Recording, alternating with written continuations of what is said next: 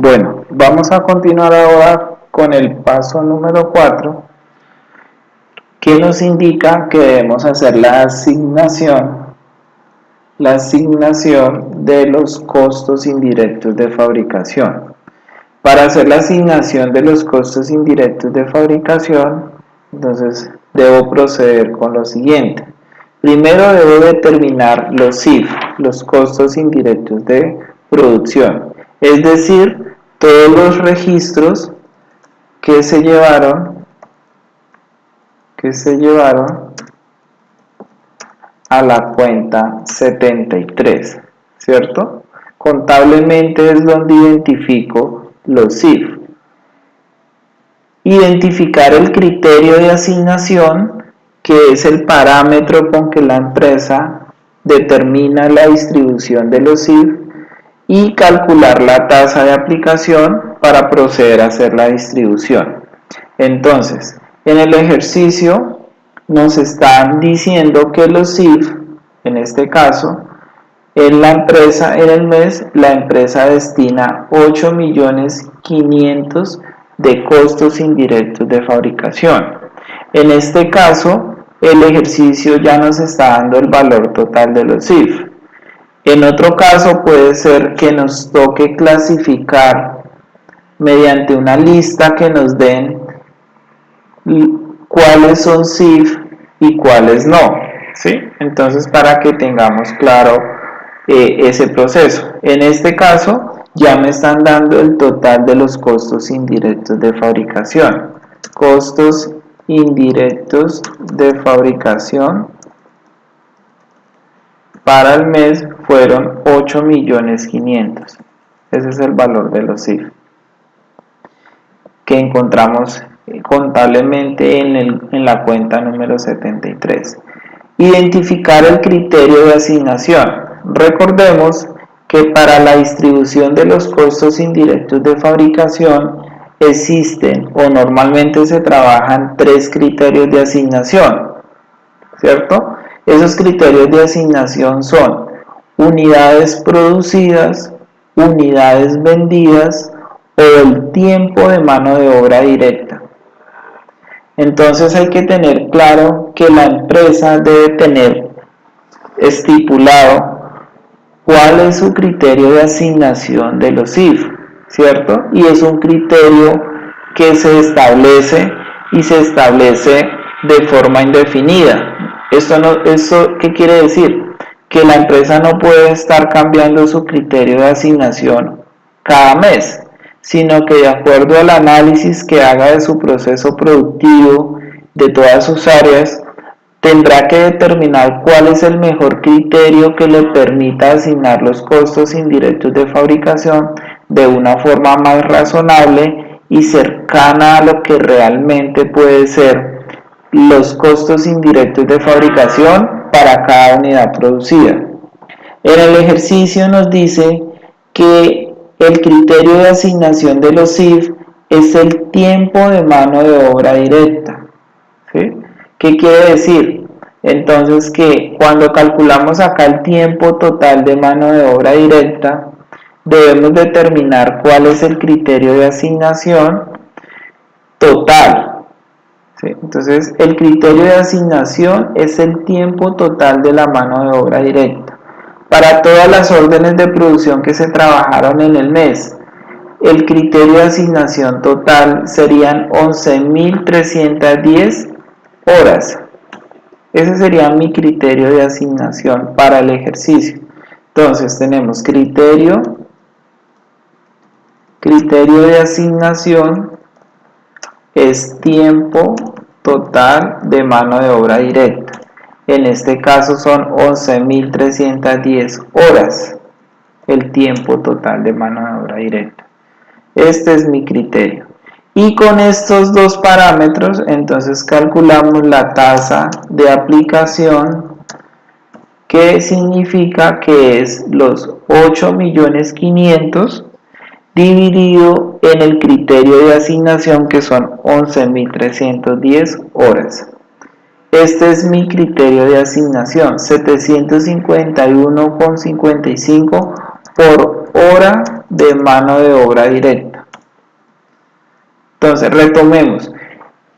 La tasa de aplicación, para calcularla, la fórmula es los costos indirectos de fabricación dividido en el criterio de asignación del periodo.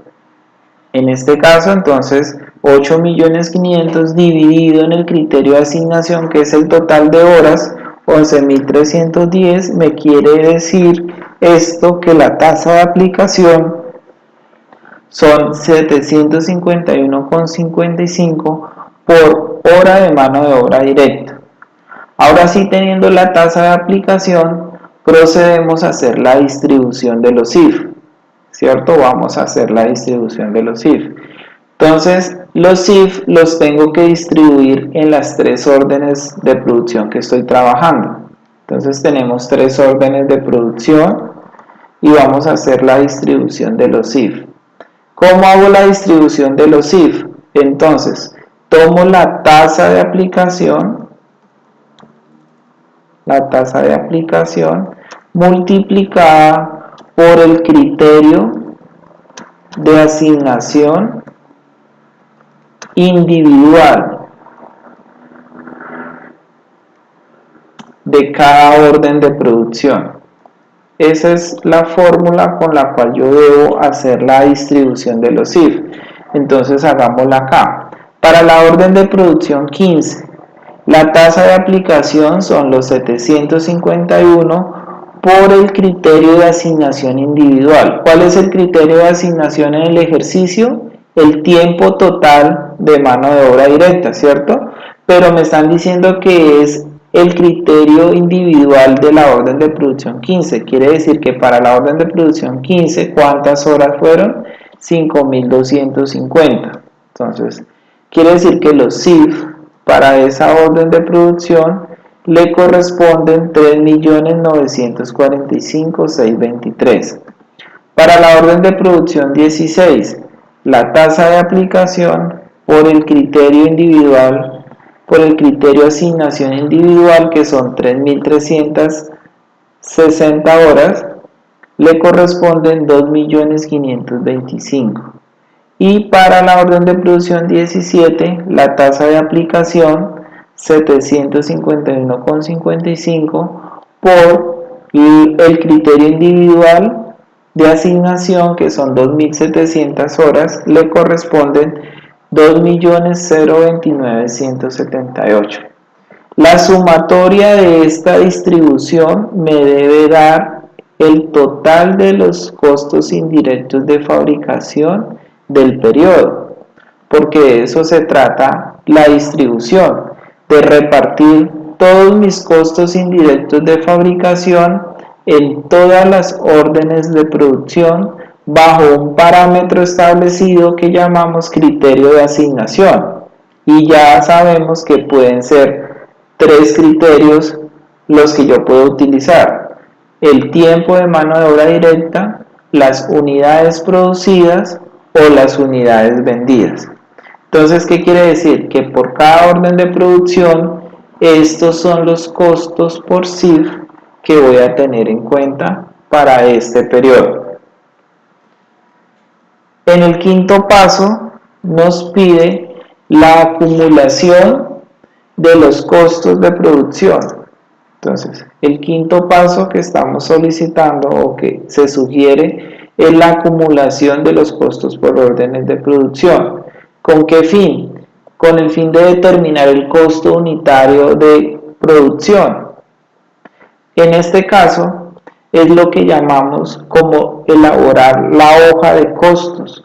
¿Por qué? Porque la hoja de costos me permite llevar el registro de forma individual de cada uno de los elementos de costo para todas las órdenes de producción que yo tenga. Entonces, digamos que lo llamo acumulación de los costos porque lo que voy a hacer es el resumen de todos los tres elementos de costo para cada orden de producción, y esto me debe servir para determinar el costo unitario de producción. Entonces, hagamos la acumulación acá. Entonces, tenemos los tres elementos de costo: mano de obra directa, costo indirecto, materia prima directa, primer elemento de costo, mano de obra directa y costo indirecto de fabricación. Y tenemos tres órdenes de producción que estamos trabajando, ¿cierto? La orden de producción 15, la orden de producción 16 y la orden de producción 17. Lo que voy a hacer acá es acumular cada uno de los costos que ya hemos calculado en los pasos anteriores. Entonces acumulemos la materia prima directa. Entonces para la orden de producción 15, el total de la materia prima directa fueron 13.050.000. Para la orden de producción 16 fueron 10.200.000. Para la orden de producción 17 fueron 17.730.000. Vamos ahora con la mano de obra directa. Para la orden de producción 15 fueron 11.550.000. Para la orden de producción 16 fueron 7.392.000 y para la orden de producción 17 fueron 5.940.000. Y finalmente acumulamos los IF, que fue lo que calculamos en el paso anterior, 2.525.199 para la orden de producción 16 y 2.029.178 para la orden de producción 178. Esto sería el total del costo de producción, total costo de producción para cada orden. Entonces hacemos la sumatoria de los tres elementos del costo. Entonces acá tenemos, de forma resumida, cuánto nos costó cada orden de producción con la información que nos suministraba el ejercicio. Y con esto calculo el costo unitario,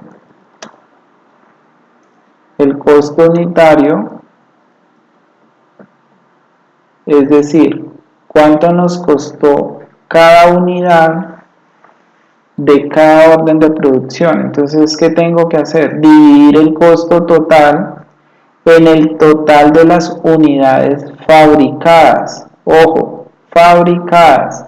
Es decir, esos costos fueron los que yo incurrí para fabricar las unidades que me estaban pidiendo al inicio del ejercicio.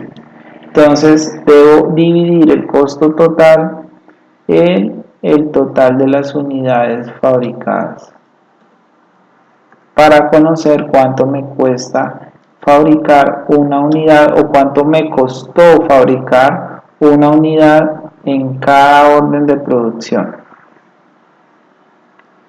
Este es el paso que llamamos acumulación de los costos. ¿Sí? Observamos que vemos en un resumen de todos los costos por cada orden de producción en cada uno de sus tres elementos del costo. En el paso 6, lo que hacemos es determinar el estado de resultados por cada orden de producción y así poder calcular el margen de rentabilidad para cada uno de ellos. Entonces vamos a hacer ese estado de resultados.